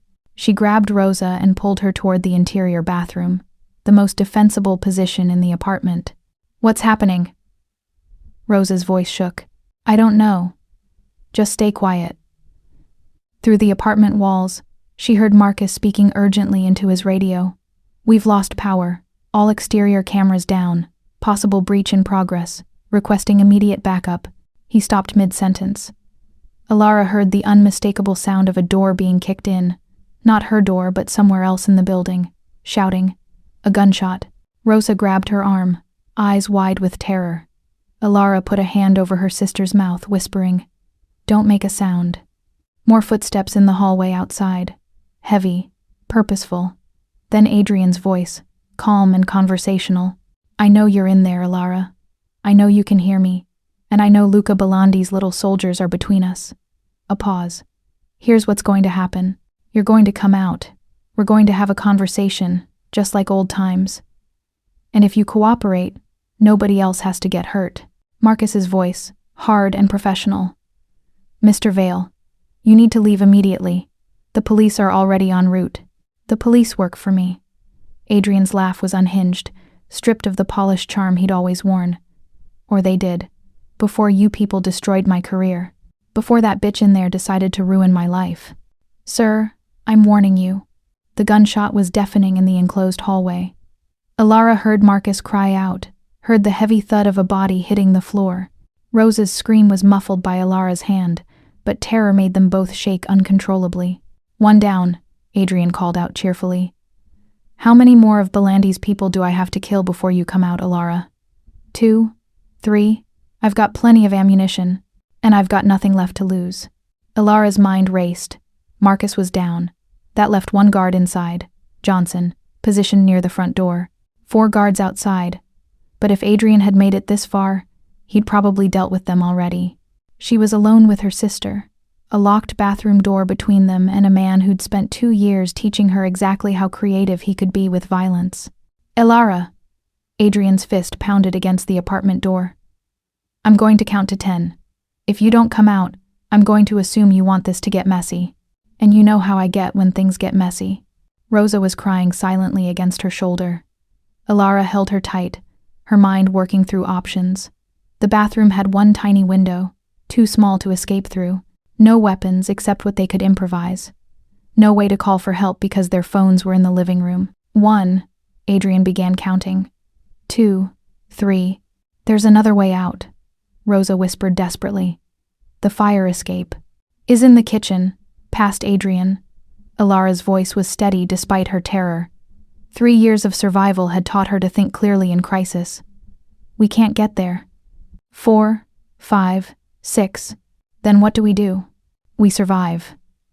Alara stood, her decision made. "You stay here. Lock the door behind me. Don't open it for anyone except Luca or the police."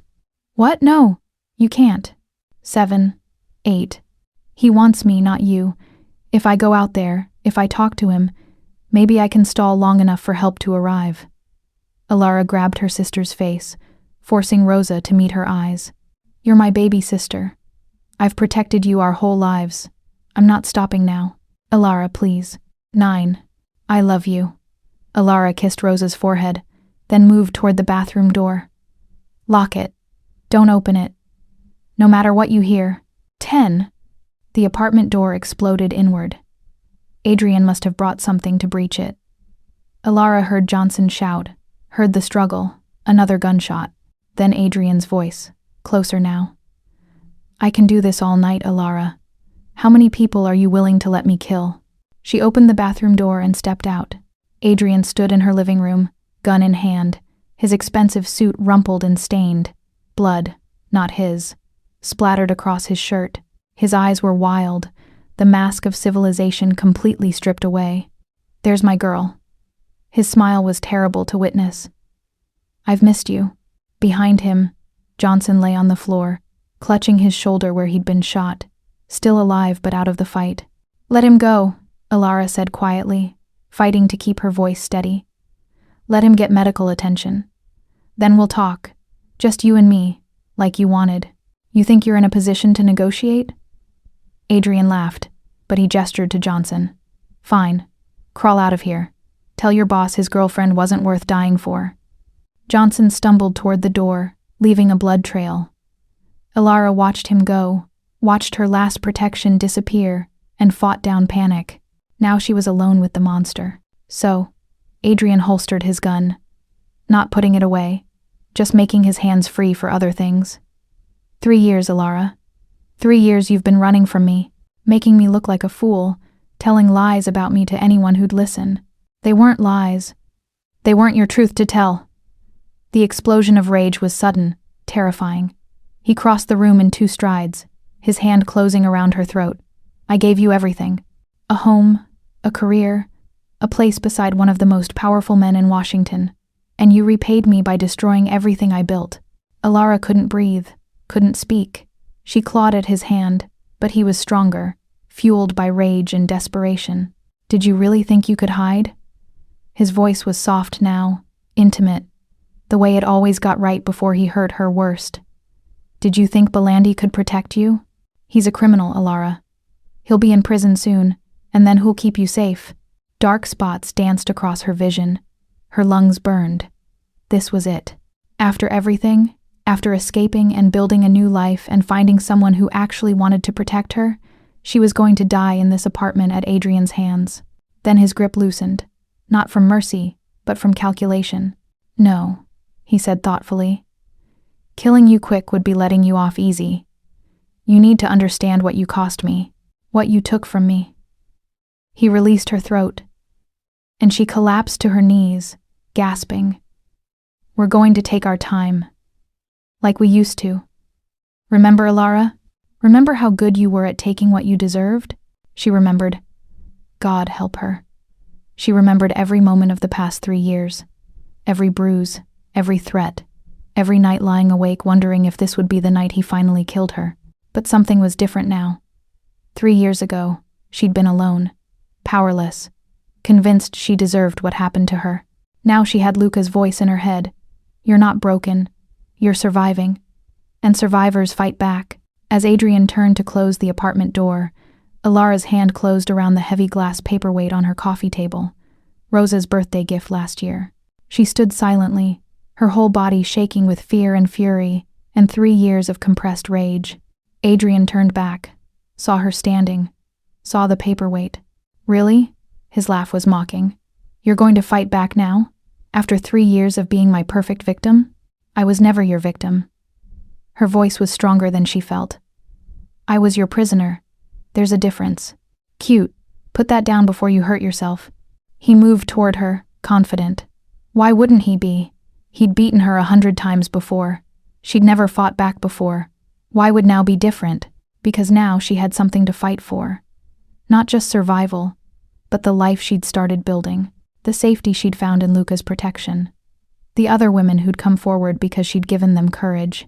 When Adrian reached for her, Alara swung the paperweight with everything she had. It connected with his temple with a sickening crack. Adrian staggered, shocked. Blood poured down his face. He raised his gun. Alara swung again, this time catching his wrist. The gun clattered to the floor. You bitch. He lunged for her, rage overriding pain. They crashed into the coffee table, glass shattering. Adrian's hands found her throat again, squeezing. But this time, Alara had the paperweight. She brought it down on his shoulder, his back, anywhere she could reach. He howled and rolled away, clutching his injured shoulder. Alara scrambled for his gun, her hands closing around cold metal. She'd never fired a weapon before. Adrian had forbidden it, said she was too emotional, too unstable, would hurt herself. But she knew the basics. Safety off, point, pull the trigger. She spun, raising the gun with shaking hands. Adrian was on his feet, blood streaming from his temple, murder in his eyes. You're not going to shoot me, he said, taking a step forward. You're not brave enough. You're not strong enough. You're nothing without me telling you what to do. You're wrong. Her finger found the trigger. I'm everything you tried to destroy, and I survived you. That makes me stronger than you'll ever be. He lunged. She fired. The gunshot was deafening. Adrian jerked backward, clutching his thigh where the bullet had torn through muscle. He collapsed, screaming. Alara kept the gun trained on him, her whole body shaking violently. Stay down. Don't move. Don't you dare move. You shot me! His voice was disbelieving, agonized. You actually shot me. You killed Marcus. You shot Johnson. You broke into my home and tried to strangle me. Her voice was remarkably steady. I shot you in the leg, Adrian. If I wanted you dead, I'd have aimed higher. The bathroom door burst open. Rosa stood there, phone in hand. I called 911. Police are coming. And I called Luca. He's 3 minutes out. 3 minutes. Alara just had to keep Adrian down for 3 more minutes. He was crying now, clutching his leg, blood pooling beneath him. This isn't over. You think this changes anything? I'll destroy you in court. I'll make sure everyone knows you're unstable, violent. Shut up. The command came out cold, final. You don't get to talk anymore. You don't get to threaten me. You don't get to touch me. You're done, Adrian. Can you hear the sirens? That's your life ending. That's justice finally catching up to you. Sirens wailed in the distance, growing closer. Adrian's face was pale now, shock setting in from blood loss. He tried to stand, to move toward her, but his leg wouldn't support his weight. Elada. His voice had changed, gone pleading. Please, you know I love you. I only hurt you because you made me. We can fix this. We can go back to how things were. I'd rather die. The words came out simple, honest. I would literally rather die than spend another second under your control. That's how much I hate what you are. That's how much I hate what you made me become. The apartment door burst open. Luca appeared, weapon drawn, Matteo right behind him. They took in the scene instantly. Adrian bleeding on the floor, Alara standing over him with his own gun, Rosa crying in the bathroom doorway. Luca's eyes met Alara's. She saw relief, pride, and something deeper, something that looked like love. I shot him, she said numbly. He came for me and I shot him. Good. Luca moved toward her carefully, hands visible, non-threatening. You defended yourself. You survived. I'm so proud of you, Dolce. His hand gently covered hers on the gun. But you can let go now. I've got you. You're safe. Her fingers wouldn't release. Trauma locked her muscles rigid, unable to process that the threat was over, that she'd won. Alara. His voice was soft, anchoring. Look at me. Not at him. At me. She tore her eyes from Adrian's crumpled form and met Luca's gaze. Dark eyes, steady and sure, filled with certainty and strength. You survived, he said quietly. It's over. You can let go now. Her fingers opened. The gun fell away. And then she collapsed into Luca's arms, 3 years of terror finally releasing in gut-wrenching sobs. He held her while she shook, while police flooded the building, while paramedics attended to Marcus and Johnson and, grudgingly, to Adrian. Detective Morrison arrived with federal agents. Adrian was cuffed to a stretcher, screaming about corruption and conspiracies even as they loaded him into an ambulance. And through it all, Luca held Alara, whispering promises in Italian she didn't understand but felt in her bones. You're safe. I've got you. He'll never touch you again. You're mine now, and I protect what's mine. When the chaos finally subsided, when Rosa had been checked by paramedics and given a sedative, when statements had been taken and evidence collected, Luca wrapped a blanket around Alara and carried her to his car. Where are we going? She asked, her voice hoarse from Adrian's hands on her throat. Somewhere safe, somewhere he can never find you. He settled her in the passenger seat, his touch gentle despite the violence of the night. And then we're going to make sure Adrian Vale never threatens anyone again. He'll go to prison now, won't he? For what he did tonight. He'll go to prison for everything. Tonight just sealed it. Luca pulled onto the road, heading toward one of his private residences, somewhere no one but Matteo knew about. Attempted murder, assault with a deadly weapon, breaking and entering, violation of bail terms. Combined with the Ethics Committee investigation and the other women's testimonies, he'll die in prison, Alara. She was quiet, processing. Then, I shot him. You defended yourself. I could have killed him. Part of me wanted to. But you didn't. You showed restraint he never showed you. That makes you better than him. Stronger than him. Luca reached over, took her hand carefully. You survived him, Alara. Most women don't. You escaped, rebuilt your life, and when he came for you one last time, you fought back. That's not weakness. That's heroism. I don't feel like a hero. I feel like I'm going to throw up. That's adrenaline and trauma. It'll pass. He squeezed her hand gently. But Alara, listen to me. What you did tonight. Standing up to him, protecting your sister, refusing to be a victim anymore. That's going to inspire every woman who suffered what you suffered. They're going to see that fighting back is possible, that survival is possible, that men like Adrian can be stopped. She leaned her head against the window, watching the city lights blur past. Is it really over? Yes. Adrian Vale's reign of terror ended the moment you pulled that trigger. His voice was certain, final. Now comes the hard part. Healing. Living. Learning to exist without fear. I don't know how to do that. Then I'll teach you. He pulled into the secured garage of a building she didn't recognize. One day at a time. One moment at a time. Until fear is just a memory and life is what you're living instead of enduring. He came around to her door, helped her out with infinite gentleness, led her through security doors and up to a penthouse apartment that overlooked the Potomac River. "This is yours," he said simply. "For as long as you need it. Rosa too, when she's ready. It's secure, private, registered under 3 shell companies Vale could never trace. You'll have guards, but they'll be invisible.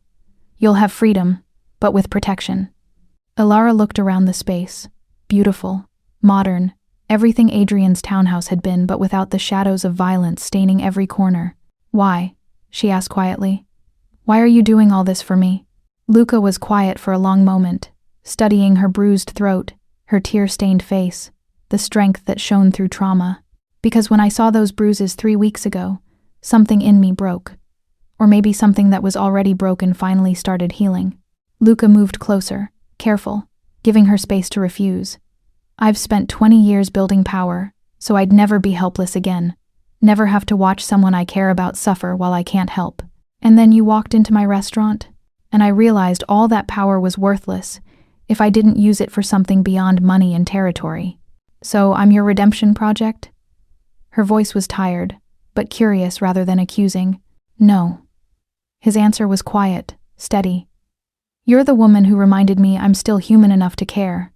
That's worth more than redemption." He touched her face gently, thumb brushing carefully around the fading bruises on her throat. "I'm not a good man, Alara, but I want to be good for you. Good to you. And if that's the closest I ever get to redemption, that's enough." She studied him. This dangerous man who'd destroyed a federal prosecutor to keep her safe, who'd risked his empire for the chance she might heal, who looked at her like she was precious despite knowing exactly how broken she felt. "I don't know how to trust this," she whispered.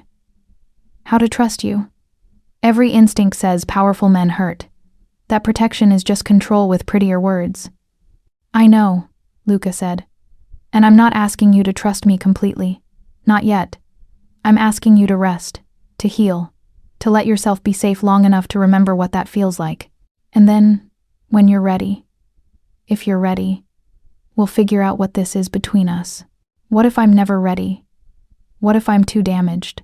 Then you're still worth protecting, still worth caring about, still worth every risk I took." His smile was soft, sad, unguarded. "I don't need you to be perfect, Dolce. I just need you to be alive and free. Everything else is negotiable." The honesty disarmed her.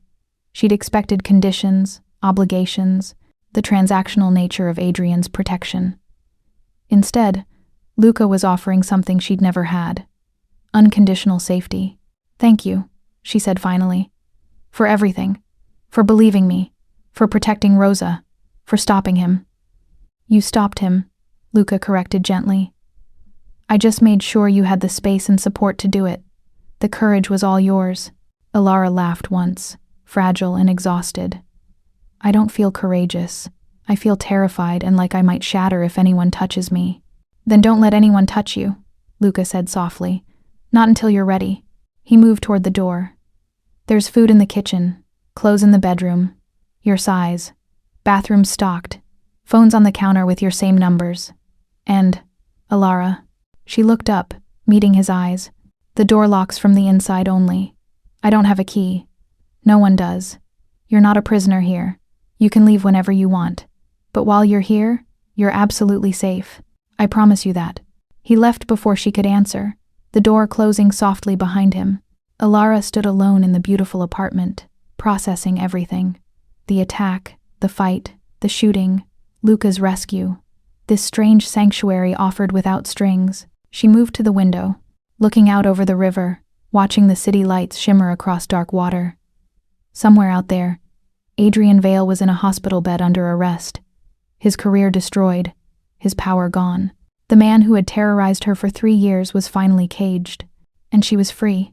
The realization hit slowly, like dawn creeping over the horizon. Free.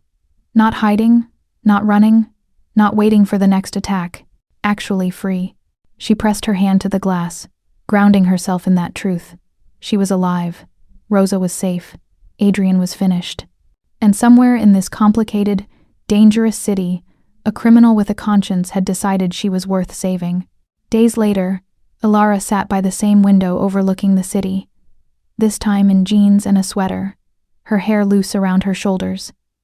When she turned, Luca saw something he hadn't seen before. Peace. Tentative, fragile, but real. "Hi," she said softly. "Hi yourself, Dolce."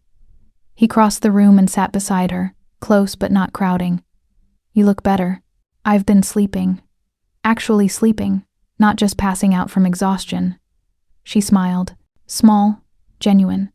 "It's strange. I keep waiting for the fear to come back, for Adrian to call or show up or—" She stopped. "But he can't anymore, can he?" "No," Luca said. "He's in federal detention, maximum security. He's not getting bail again. And even if he did—" His voice turned hard. "He knows what happens if he comes near you." "The city's going crazy," she said quietly. "Protests, investigations, politicians resigning. All because you decided I was worth saving." "You were always worth saving," Luca replied. The question was whether anyone would do it. He studied her profile against the window's reflection. "How do you feel?" "Really?"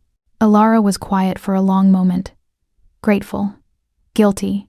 Angry that it took someone like you to get justice when the system should have protected me years ago. Confused about—" She gestured between them. "This. Whatever this is. What do you want it to be?" "I don't know." She turned to face him fully. "You terrify me, Luca. The power you have. The violence you're capable of. I watched you orchestrate a man's destruction like it was chess. That should horrify me. But it doesn't." "But it doesn't," she admitted, tears welling. "Because he deserved it. Because you used that power to protect me instead of hurt me. Because for the first time in years, I feel like I can breathe. How do I reconcile that? How do I want someone who's everything Adrian pretended to be? Powerful, dangerous, in control. Except you're honest about it?" Luca reached out slowly, giving her every chance to pull away, and cupped her face. "Because intentions matter, Dolce. Vale used his power to break you. I used mine to free you. We might both live outside the law, but our reasons are opposite." His thumb brushed her cheek. "You're not broken for being drawn to strength. You're wise enough to see the difference between strength that protects and strength that destroys." "What happens now?" she whispered. "Adrian's going to prison. I'm safe. Do we just go back to how things were? Me serving coffee while you run your empire? Is that what you want?" "No."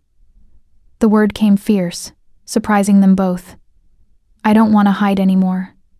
I don't want to be invisible. I don't want to serve coffee and pretend I'm not." She stopped. "Not what?" "Not falling for the man who saved me." The confession hung between them, raw and honest. "Which is probably unhealthy and definitely complicated, but I can't help it. When I look at you, I don't see a criminal. I see the only person who gave a damn whether I lived or died." Luca's smile was soft, dangerous, possessive. "Then don't hide anymore. The city's watching. Let them see you're not a victim anymore. You're a survivor. And if you want to be mine while you're surviving—" He leaned closer, his breath warm against her lips. "I'm not letting you go, Dolce. Not now. Not ever." "That's terrifying." "I know." His lips brushed hers, gentle despite the claiming in it. "But you're not running," he murmured. "No," she whispered against his mouth. "I'm not." The kiss deepened, careful and intense. Both of them aware they were crossing a line that couldn't be uncrossed. When they finally pulled apart, Ilara was breathless, eyes bright. "The city forgets fast," Luca said quietly. "In 6 months, this will be old news. Vale will be in prison, and life will move on. But don't let them forget you, Ilara. Don't disappear back into shadows. Live loudly. Live boldly. With you? If you'll have me." His smile turned self-deprecating. "I'm not an easy man to love.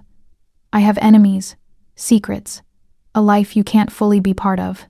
But what I can promise is that no one will ever hurt you again while I'm breathing." "That's not love," she observed softly.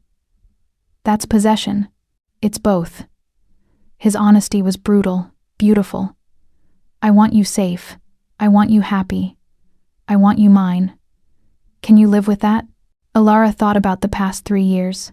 The fear, the isolation, the slow death of living under Vale's control. Then she thought about the last 2 weeks.